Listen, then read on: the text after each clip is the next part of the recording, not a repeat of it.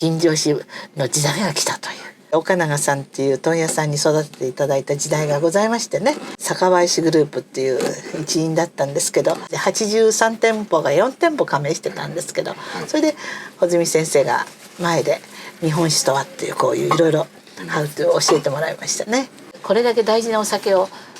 頂戴してるんだから、冷蔵庫を置かなくちゃいけないっていうんで、お店のこの椅子の一つ二つを削って全部冷蔵庫を設置してったわけです。